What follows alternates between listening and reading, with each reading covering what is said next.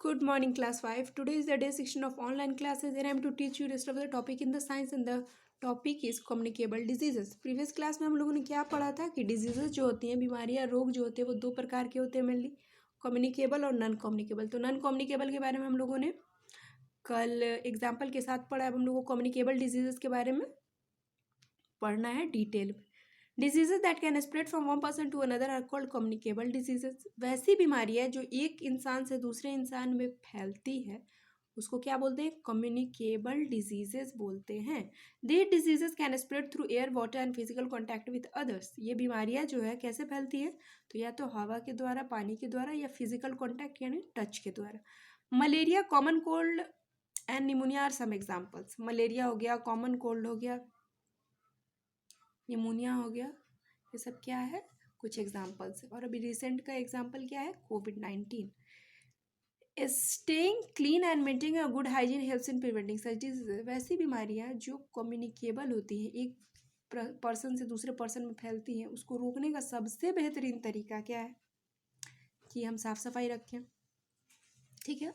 The practice and conditions that help to maintain good health and prevent the spread of diseases are called hygiene. अब बता रहा है hygiene कहते किसको है?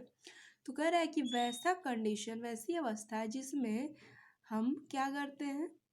अच्छा हेल्थ, अच्छा स्वास्थ्य बनाए रखते हैं और क्या करते हैं? डिजीजेस को, बीमारियों को फैलने से रोकते हैं, उसको हाइजीन बोलते हैं। Brushing teeth twice a day.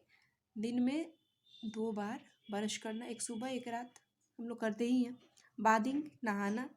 Wearing clean clothes, साफ सुथरे कपड़े पहनना। And eating fresh food, fresh खाना खाना, ताज़ा खाना खाना, बासी नहीं खाना। Food in clean plates come under hygiene. ठीक है। और खाना भी जो है वो साफ सुथरे बर्तन में हो। तो ये सारी चीज़ें हाइजीन के अंतर्गत आती है।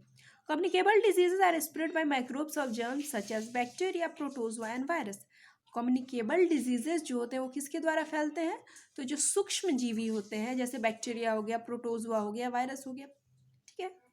These germs enter the body of a person through the mouth or nose. ये जो बीमारी है हमारे शरीर में कैसे फैलती है? तो या तो नाक के द्वारा या फिर मुंह के द्वारा। अभी आप लोगों ने रिसेंट में जो कोविड के बारे में सुना है उसमें क्या बताया जाता है कि अपने नाक को, मुंह को टच नहीं कीजिए। ठीक है। कि कम्युनिकेबल डिजीजेस के जो जर्म्स होते हैं, माइक्रोब्स होते हैं, यूजुअली माउथ और नोज के द्वारा ही शरीर में एंटर करते हैं। दे में also enter the body through contaminated food and water. ठीक है। और कम्युनिकेबल डिजीज के बारे में हम लोग पढ़ा कि माउथ और नोज से उसके माइक्रोब्स, उसके जर्म्स एंटर करते हैं बॉडी में। अब यहाँ पे बता रहा है कि कंटामिनेटेड फूड और वाटर के थ्रू भी, मतलब जो दूषित खाना है, पानी है, गंदा खाना है, गंदा पानी, ठीक है, उसके थ्रू भी ये जो जर्म्स होते हैं, माइक्रोब्स होते हैं, बॉडी में एंटर कर जाते हैं। They may get into the body through cuts and bruises in the skin as well. अच्छा, आप लोगों ने सुना होगा कि अगर हमें चोट लग जाती है या छिल जाता है तो क्यों कहा जाता है कि एंटीसेप्टिक क्रीम लगाइए? इसलिए कहा जाता है क्योंकि जब हमारे शरीर में कट्स लग जाता है या ब्रूजेस लग जाता है, ठीक है, तो होता क्या है कि उसी के थ्रू माइक्रोब्स जो होते हैं हमारे स्किन से होते हुए हमारे खून में, हमारे बॉडी में एंटर कर जाते हैं। ठीक है। तो यहाँ पर 3 चीज़ बताया है। माउथ और नोज के द्वारा एंटर ले सकते हैं माइक्रोब्स, दूषित फूड और वाटर के द्वारा, या फिर हमारे शरीर में कोई कट्स लग गया, छिल गया स्किन, उसके थ्रू भी एंटर कर जाते हैं कम्युनिकेबल डिजीजेस के माइक्रोब्स। ठीक है। इंसेक्ट्स और pest such as cockroaches and flies carry germ from swells and contaminate our food and water. बहुत सारे ऐसे इंसेक्ट होते हैं, जैसे कॉकरोचेस हो गए, फ्लाइज हो गए, हमारे घर में जो मक्खियाँ वगैरह होती हैं, होम फ्लाई के नाम से उसको जानते हैं। ठीक है। क्योंकि वो कैरियर होती हैं इन माइक्रोब्स को कैरी करने का।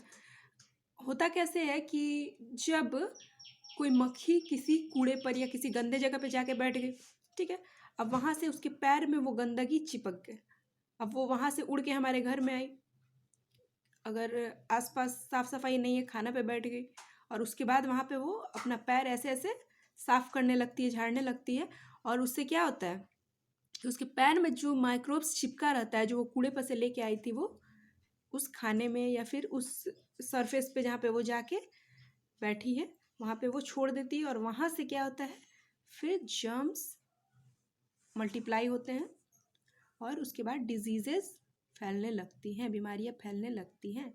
This lead to diseases like diarrhoea, typhoid and cholera.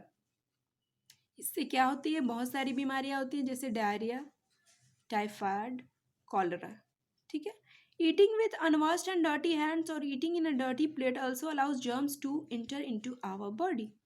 ठीक है।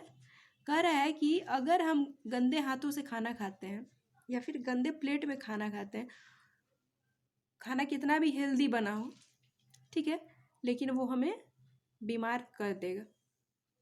Milk from diseased cows can be a source of infection too. अब हम लोग दूध पी रहे हैं किसी गाय का, अब उस गाय को कोई इन्फेक्शन लग गया है तो उसके मिल्क के थ्रू भी इन्फेक्शन होने का खतरा है। तो ये सब बता रहा है कि कम्युनिकेबल डिजीज़ में किस किस माध्यम से, किस किस मीडियम से हमें क्या है, इन्फेक्टेड होने का खतरा है। So students, that's it for today. Tomorrow I'll be back with rest of the topic of communicable disease. Till then, stay home, stay safe. That's all. Thank you.